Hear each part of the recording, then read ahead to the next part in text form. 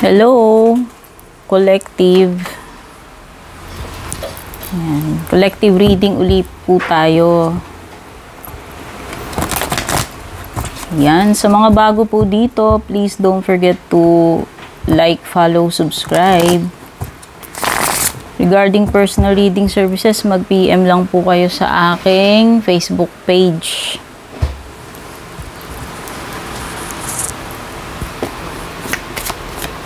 Tignan natin, ano ba tong mga energies. Ano bang balak sa'yo nitong person mo? Sige, yun. Yun ang itanong natin. Ano ang balak sa'yo nitong person na ito?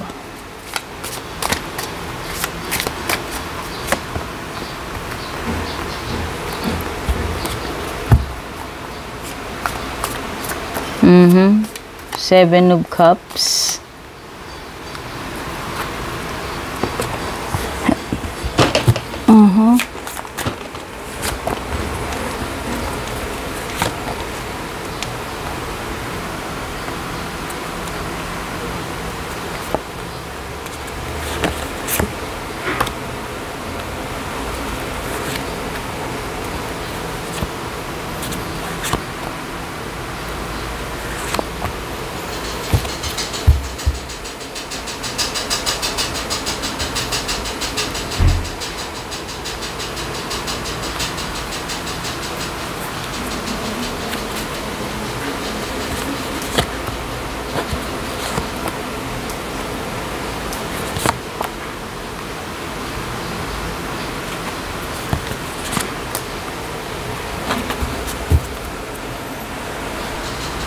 Okay, so nakikita ko pala dito, komplikado.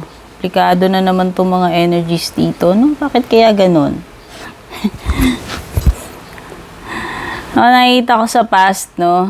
Itong person mo, parang nagkaroon ng third party dito. So hanggang ngayon, yun pa rin yung conflict. Okay? Gusto niya gusto niya mamili pero nako-confuse to. Ayan, ito yung overall energy niya, Seven of Cups. So parang lumilitaw dito, parang ginawa ka lang option nitong person na to.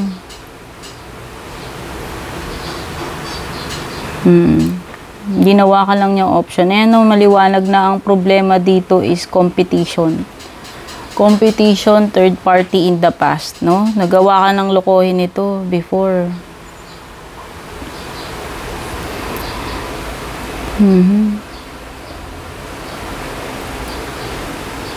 So, ang ibig sabihin na magiging problema mo dito yung third party.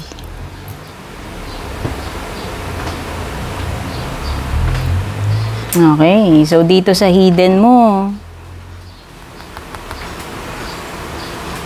pwedeng hindi naman talaga siya ganun kakontento, kaya rin siguro siya, alam mo yun, kaya nag-ano rin to kaya nagkaroon siya ng ibang kakonect, no?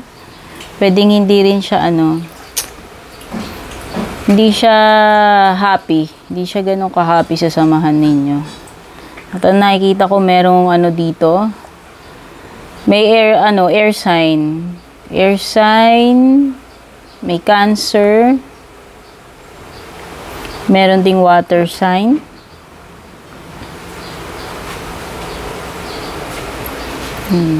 Past So may something dito about the past.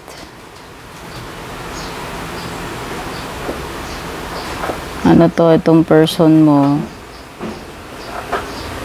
Tsaka alam mo kung ano nakikita ko sa ending dito. You have the Queen of Swords, no? So sa pinaka-outcome, mangyayari dito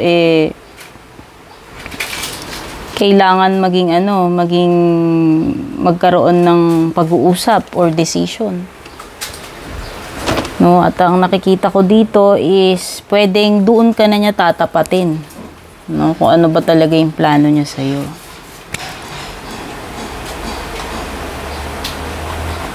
Ano nakikita ko dito? Sa mga susunod sa'yo, pwedeng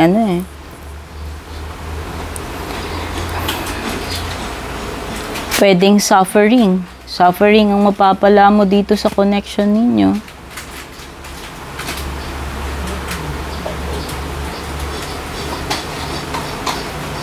And most likely,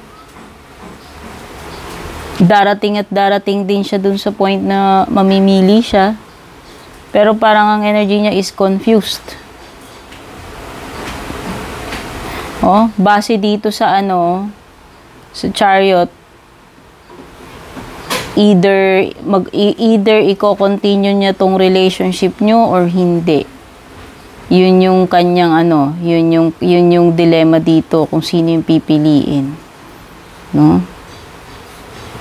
Pero ang nakikita ko para sa iyo dito in the future is pain, suffering, or failure of this relationship. No, I can also sense na pwedeng mauwi sa ending ito.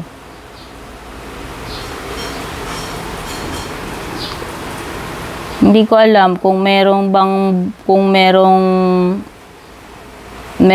ba uling panggulo dito. Pwedeng past person niya, pwedeng yun yung magiging cause ng ng problema ninyo. Hindi ko alam pero meron kasing something dito na past, no?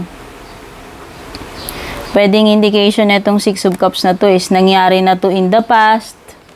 Ibig sabihin, nangyari na rin tong problema na to in the past. Pero, continuous pa rin yung suffering mo dito. Pwedeng ibig sabihin, nangyari na noon and nangyayari pa rin. Mangyayari pa rin. Kasi ito yung future mo Si Ten of Swords So, nakikita ko, magko-continue yung problema mo dito sa person na to. Magulo ang energies dito, parang 50-50 kung magko-continue ba kayo hindi. Choices puro may kinalaman sa choices. Ayan, yung overall energy niya, choices. Parang variety. No? Tapos nagkaroon pa ng third party in the past. Competition. So, ang pinaka-problema mo talaga dito sa person mo is meron kang kahati or kakumpetensya dito. Nakikita ko rin dito ng kawalan ng kawalan ng passion, interest. Okay, pwedeng boredom pagdating dito sa relationship, no? Parang pwedeng wala ng gana.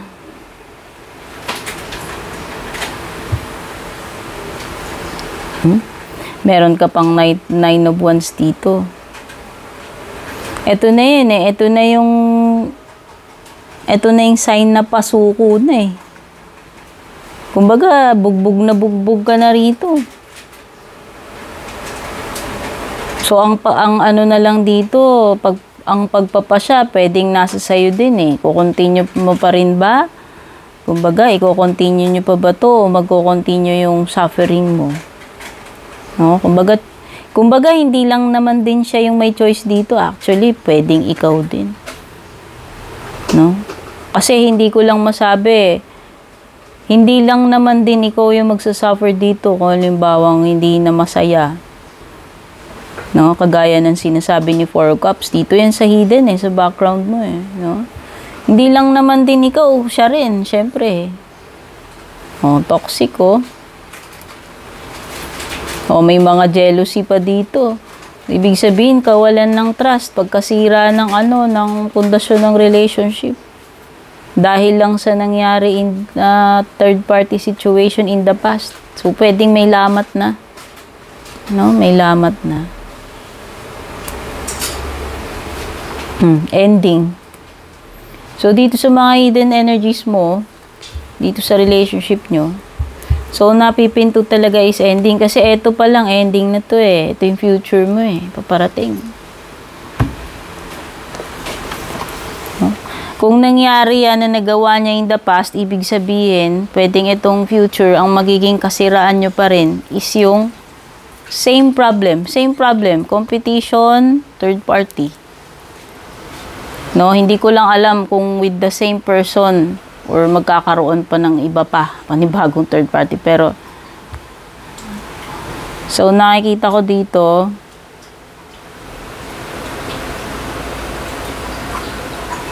parang kinikip niya tong relationship ninyo, pero ang nakikita ko sa ending niya, magtatapat din to sa'yo, no? Yung pinaka-outcome nito, pwedeng puputulin din tong relationship na to, nakikita ko ending Ito kasi, ito, nagko-correlate siya sa outcome. Etong card na to is the determining factor na magiging outcome. Ito ending, suffering. Suffering mo, ending. Tapos meron pang Queen of Swords, no? So pwede talagang to. Pinakahuling decision dito, bibitiwan na lang tong relationship. Yun yung nakikita ko. Kasi dito pa lang kailangan gumawa ng choice sa Chariot 50-50. Mamimili lang doon sa dalawang sphinxes. Ayan, may dalawang sphinxes dyan. So, depende. Sino pipiliin niya? Ikaw? O yung isa? Pero, ang nakikita ko plano niya dito, mamimili siya. Tapos sa huli, tatapating ka. Hindi ko lang masabi kung sino ba pipiliin. Okay?